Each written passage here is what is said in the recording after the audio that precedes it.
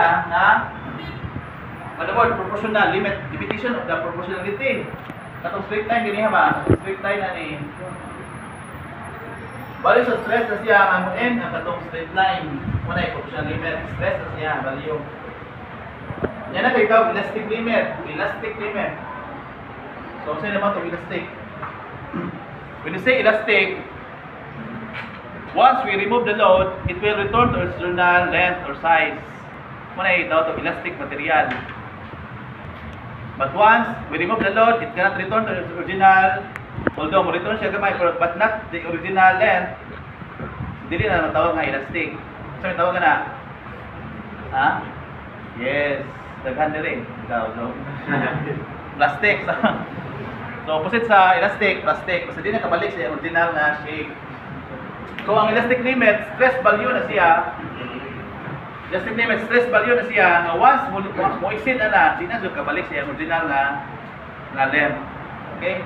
Ano na? So, or sa mga importante, or yield strength. Then karon ano sa factor of safety. So sa tong mechanics of deformable bodies, wala natin gamit ani. But karon sa dulo naman sa actual ta designing, gamit natin ang factor of safety. Okay, sa una is dito naman dire the allowable stress, determine the size. With the allowable stress, does not exceed, So, parang magamit ang factor of safety. So, bali, yung stress at dire, magkitawag siya, design stress is T sa libro, is T. Design stress is T is equal to Sy over Ny or Su over Nu. Okay, Sy sa yield strength na siya. Kung yield strength, nakita mo, factor safety based on yield strength code. Kung continuous strength na siya, factor safety based on continuous strength. And the factor safety should be greater than 1. Ito nakita sa table. In table 1.1, we can see the factor, the list of factor of safety. Nasa page 20 sa libro. Did you bring your book? Ha? Kung mabot nga na, masabi na ginalagi, halos ka na. Mag-saves kinaghan, ba nyo yung isa? Ada yun, nasa dire, natapok. Share na lang, share. Na, magkabuang yung pangita nyo ron, discuss na to sa isang phone. Ano ito, mapagkas sa madaan ron. So, tingnan, pangita ka may bawal, magbubuang ha. Isa na to. Magbuwag na lang po niya. Gandugin lang po. Bisa na mga support na. Okay. So, kung niya makita ito sa tiko, sa page 20 no, sa libro, ang list sa factor of safety. So, first column mo, nang iyahang type of load.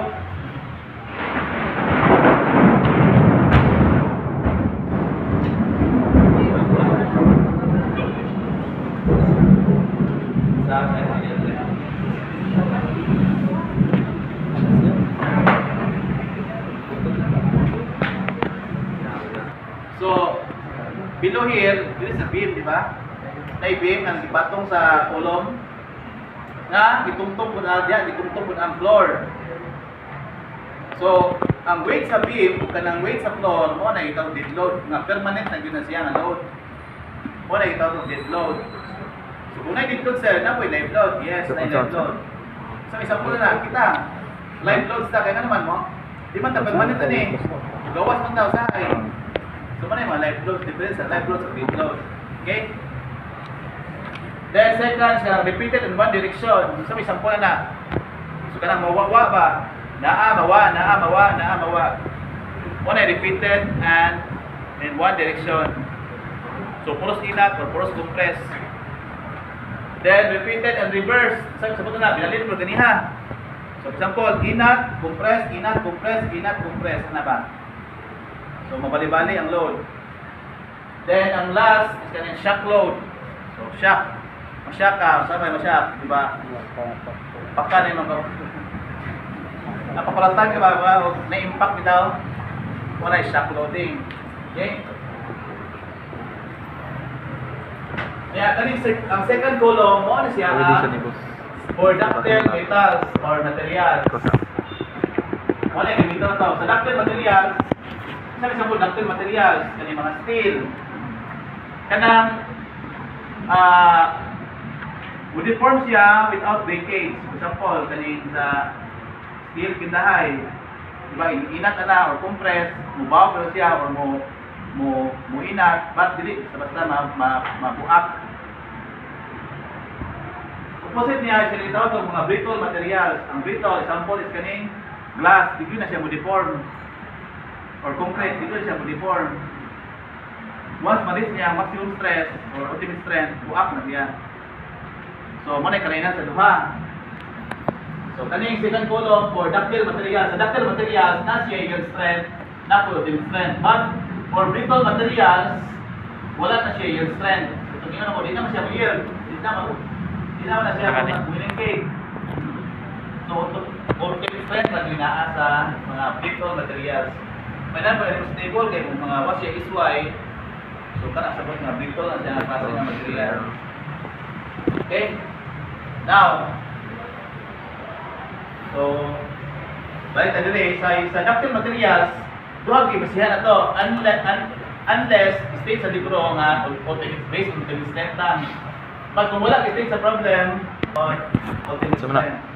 Sir, usapan namin ng mga range sir, ng 3 to 4, 3 to 5. For example, I hope that today, how do I use this? so ang atong usual function is to Tabangin ko use yung the one range. na available. For example, kung ay repeat siya na solve, Yeah. use 3.5. Ano? Kung ay siya today, 1.5. Yan na.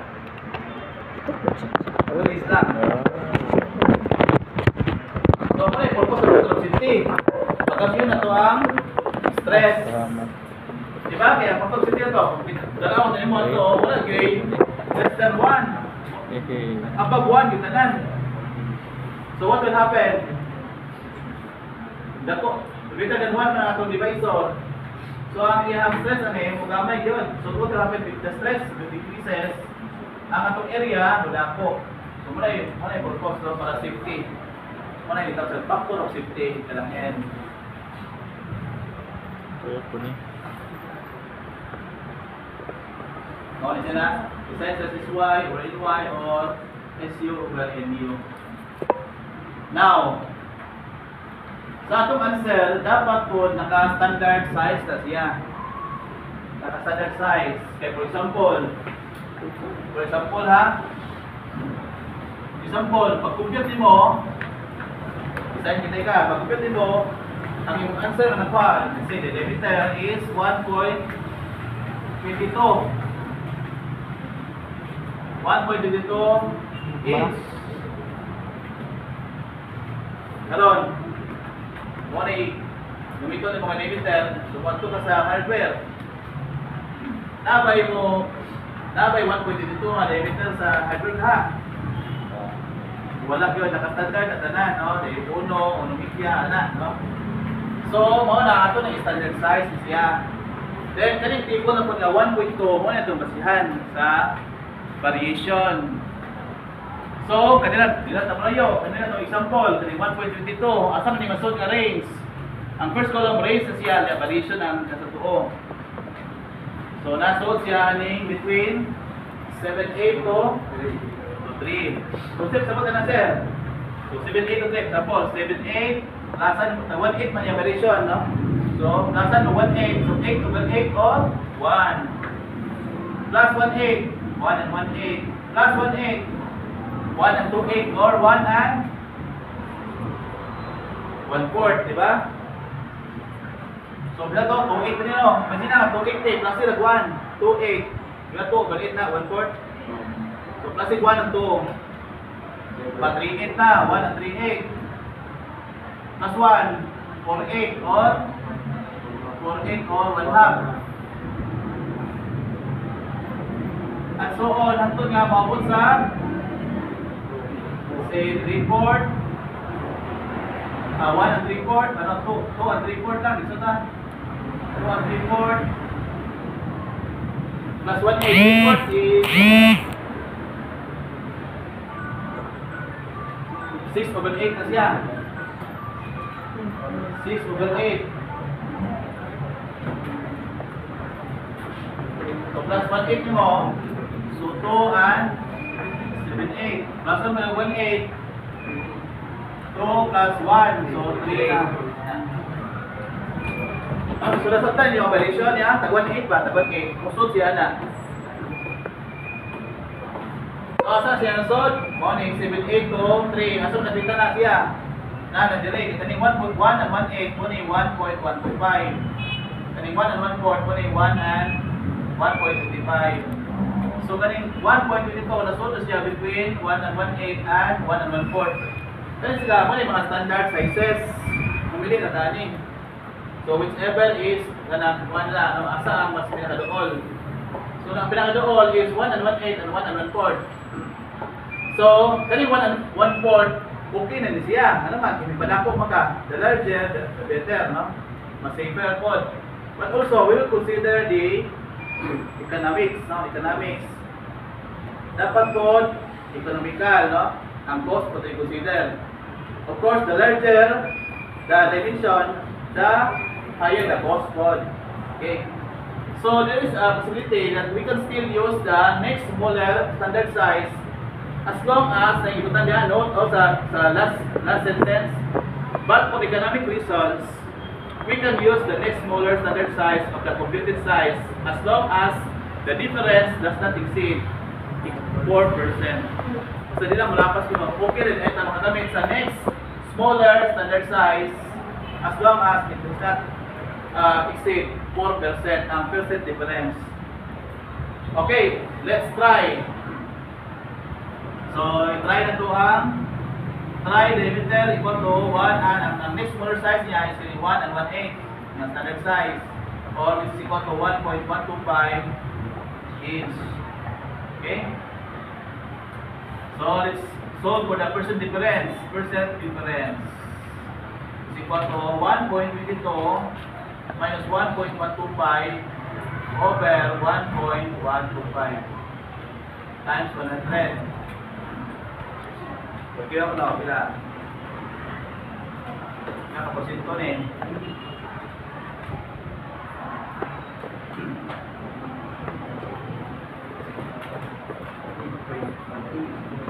So the answer is 8.44%. So, meaning, Lapas lang. ha? Okay, nilapas. So, not okay. Not So, okay. therefore, conclude kayo, use diameter equal to 1 and 1/4 inch. Hindi man okay ang 1 and 1/8. Then, ano yung proportion dapat? No? Final conclusion. So, dapat yung final answer must be standard size. So, nga lang, no? Question? Hindi po na. So nga na, kung saan na ito ha? Naka-standard size na. So refer na po sa table 1.2, nasa page 32. Ang factor safety, page 20 na siya. Page 20 sa libro.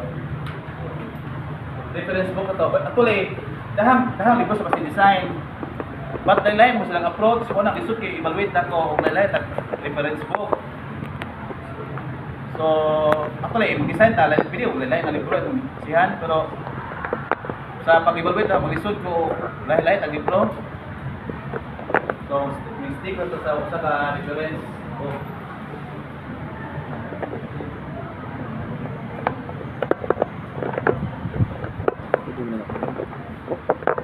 Na. So, let's proceed. Very abrupt lang.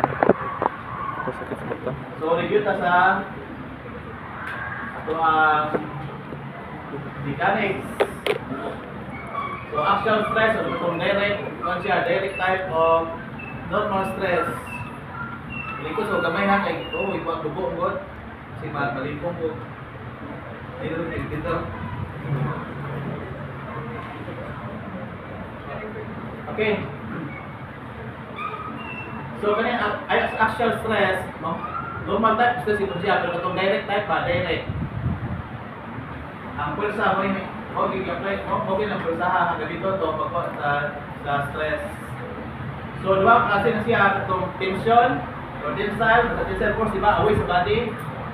So, ang effect niya, elongation of the body, material, then ang compression, contraction also of the material. So,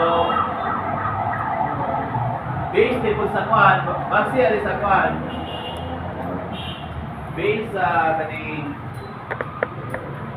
na relation, ma-derive po nato ng deformation, no? So, di ba, stress equal to, okay, right siya, E times strain. So, stress equal to force over area, equal to E, ang strain is equal to deformation over original length. Writing this, will arrive to the formula for the deformation, FL over AE. Ano siya?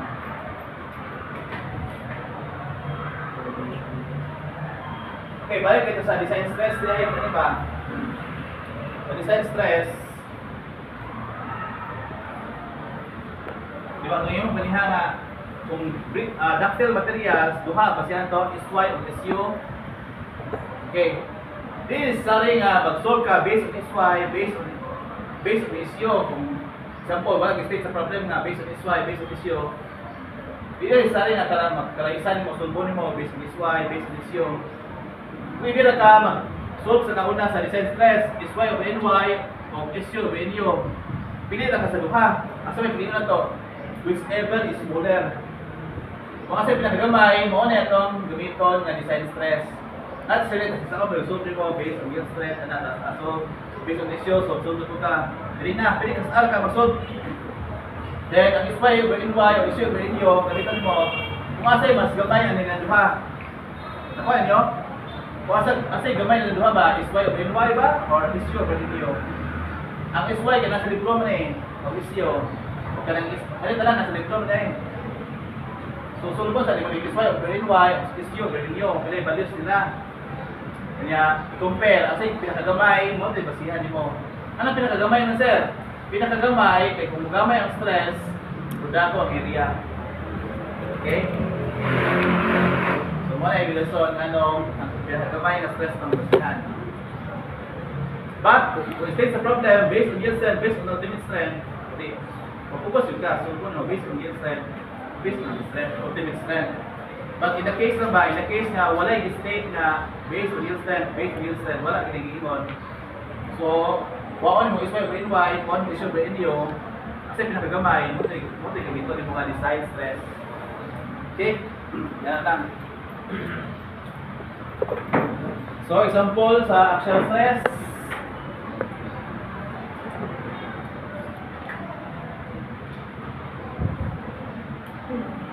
So, a 20-foot long hollow steel tube made of EI size C1045 as rolled with an inside diameter of 4 inches must carry a repeated tensile load of 90 kilopounds. Kips per kilopounds, mao na siya ha? Kung sa Newton na siya ikuan Newton, ano ba? O, ito to 1,000 Newton, so kung kay KLV po, KLV. Wrong na siya ha? Hindi kay, marami siya, kung di pa naman kasal, lubong, bunyan. Allah. So yun, anak, kaya po nang ginamit. So, ang gamit na to is keep. Okay, keep. So, meaning na 1,000, pwersa na siya, 1,000 pounds. Okay? So, may ulit, KSI po, KSI, meaning na kilopounds per square inch na siya, or 1,000 PSI, pounds per square inch.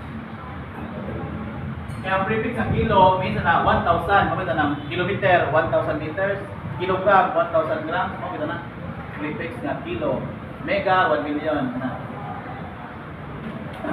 Okay? So, yung pagkalibo ka, ang keep is I. Ang keep is load na siya. ang PSI stress na siya.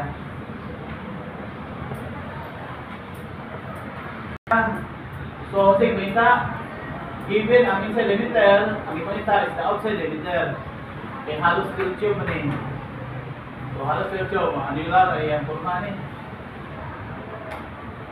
Okay, ato ta sa table. Okay, kita na yung libro para masanay mo. So, pagkita sa luyong ang parte sa libro, nandiyan ang mga tables. Table, dalaw, table 87. Table 87, nasa luyong ang parte na siya.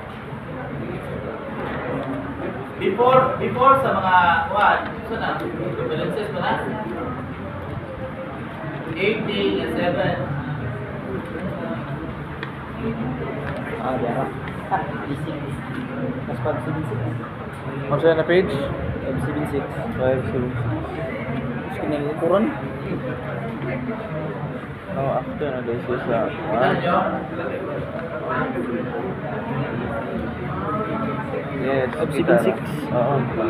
Kaya oy. Uy, yun nga. Kaya. Kita nyo? Table 87. Then, kita Pero, AI is C1045. By the way, before na, no? Ato sa familiarize din kaning table, pero ako sa Mr. Bali ha. So, ato dili kani nga table, dahang tables kita ni sa mga materials. So, natunong lang kaning material gamit nasa table 87. Okay? So, ang iyang designation, start kinang EISI. Sa meaning EISI,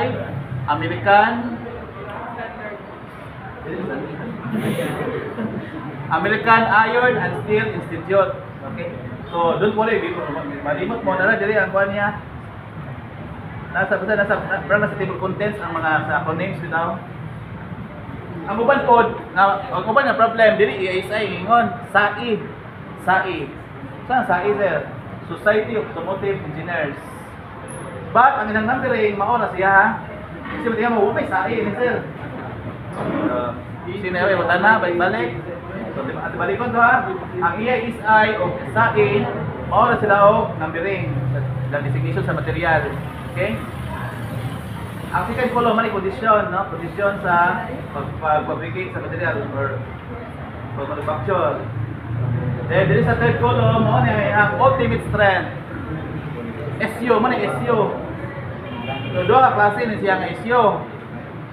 Kaning first nga column sa ultimate strength ba, duha na di ba natunga ang ultimate strength. Ang una nga column mo na ang gamiton to kung normal type stress. Mo lang dapat kibogin mo usa kasi ang stress siya normal or shear. Kung normal nga type of stress, kanang first column sa ultimate strength. Pero kung shearing stress na siya, gamiton nimo kaning second column niya. okay na siya po. So bantayan niyo ha. Kaning second column kung shearing stress na siya. Okay, sunod, ano ito sa fourth column, kaning tensile stress.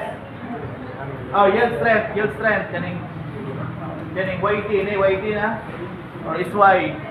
Ang SY, sir, kusara lagi sa issue kay duha man column sir, no? Sa SY isa naman. So why problema na siya kay kanin siya ang SY ni nga value mo ni gamito na tungkol sa normal type of stress. How about kung shearing stress sir? Kung shearing stress, na-note diri sa ibabaw. Ibabaw sa table na-note diha that yield strength in torsion or shear frequently falls between 0.5 of SY or 0.6 of SY. Ang iyang suggestion is to use 0.6 of SY. So meaning, kung shear ang problem, shear stress ang problem, ang gamiton ng mga SY is kasi multiplyan mo 0.6. Let's say mo 0.6. Kung shear ang kwan, patayan niyo ha? Kung shear ang problem, shear stress ang problem. Okay? Then by the way, sa upper sa top sa table po na yung mga balis sa iyang kwan diha, modulus of elasticity. Alang E equal to 30 times 10 to the power 6 PSI for wrought steel. But for wrought iron, 28. Pero sa may wrought iron na yun, kailangan sa ibabaw lang. Yan na po yung G dire, G ang iyang modulus of elasticity. 11.5 times 10 to the 6 PSI. So So, and kanang mga letters, kabantay mga letters nga naay parentheses sa table ba? Naay mga letters diya nga naay parentheses. So, ang iyang definition na mga notes na siya, notes na dili ang iyang definition, ang iyang description na kung saan ito na nga note. Nasa Picas page po. Okay? So, yan na lang. Muna, bantayan na ito ha. Thank you, Mr. Valid eh. Okay, sir. Okay, check mo niyo. Table 7. Okay, punta na ito, Mr. Putol. Tara, punta na libro. Malisod, di mana, inikwan. Tara, di mana, open libro. So, sa quiz na ito ha, dapat wala yung huwag na sa mga classmates. Panghuwag naman sa mga normal na kasi-design. But, ilugi lagi, isa ng mga kuhan, mga susuwat.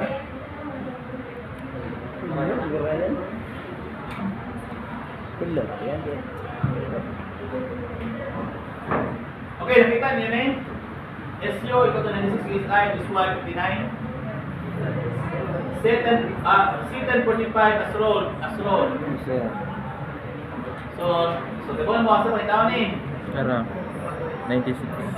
Okay, ano sa formula na punta, formula. So sayo na kayo. Actually, kani siya sayo na kayo no kay formula force per area na, no? Design stress with the force of the area. So atong area is equal to kani no? Area of the larger circle minus area sa whole. Ito na sa buhok, no? Mo ni siya. So ato na substitute yan nanam tay isyu no inyo. Ana dai isyu inyo na. For still with the repeated load, ang inyo is equal to 6 and ny is equal to 3. So one ang n niya is s over n. So atong ibutan diri substitute. Then i-rewrite nako. So kani sa ahon nang i-write isulsul na nako. Kung malibog mo ayo isulan no. It step by step ninyo. So rewriting mahimo say ani ang unknown or mo required or ask there is the left side and others there is the right side. Okay. So I think tanan kinahanglan tay factor safety. Nanay tay strength. Ito ultimate strength, yield strength. Ano po tayo load? 90 kilopounds. Yang inch diameter is 4 inches. Kung ino, 4 inches diameter. 6 na factor 50. And ang F na to is 90 kilopounds. Only reason dire, nanong wala niya 90,000 because ang unit na nasa table na strength niya, naka-KSI na siya. KSI. So kung KSI, ang limit po nimo is kato naka-keep squad, not load. Pero kung mag-ibo pa mo, isuwat na yung, muna yung suggestion, isuwat na yung unit para at least malipat. Kasi outcome niya ng unit. So kani kay gives man kilopounds, so kani dapat naka-KSI po. Kung KSI man so times 1,000, kani times 1,000 po Okay? So we get after the diameter of 4.81. So ay kalimot nga standardized pinatuan to ang dimension. So asa man masun ning 4.81. So balik na sa atong preferred sizes. Ang 4.81 nasulti siya sa between 3 to 6. Ang variation ta 1/4. Since sa 1/4 sir. 3 and 1/4, 3 and 1/2, 3 and 3/4, 4 and 1/4, 4 and 1/2, 4 and 3/4, 5. Ana ba? So atong 4.81 nasulti siya between 4 and 3/4 o 5. Diba? Kaya 4 and 3/4 is 4.75 man. So kani ba? Ang 4.81 nasulti siya sa standard nga size nga 4 and 3/4 and 5. Ay between siya ba? Saan mo siya? Ano katungtod? Nakuha? Sir, ang table 11. 4.75 yun. 4.81. Yan sa 5, di ba? So ang 5, yung 5, okay ang 5. Kasi 50 kita. Pero lagi, consider pa ito ang cost. kailangan economical po na ito ang design. So we will check if the next Lagi, motor lagi. size is okay. Tara, huwag yari. Una, sulbo na ito ang iyang percent difference. So we try for a report. So we get a percent difference of 1.26. So therefore, wala man nila sa 4%. So okay. So kung kaya yun, conclusion, we can use outside diameter of 4 and 3/4 inches. Okay. Sa letter B, based on yield strength. Okay, mo gyapon no, ang usab lang kanila ang iyang stress or strength. So 59 PSI ang yield strength sa ato nga material. So naka-right na answer na 4.67. Ano, nasa siya nasod? Between na po siya sa 4 and 1/2, 4.5 and 4.75. Standard sizes pa. Itong NU equals Ito ba yun? Standard size? NU is equals 20 na ito. 4 and 1/2 to 4 and 3/4. So why po lima 4 and 3/4? I-check lang ito 4 na okay ba? So we get a percent difference of 3.78%. So therefore, okay gyapon kay wa man lapas og 4%.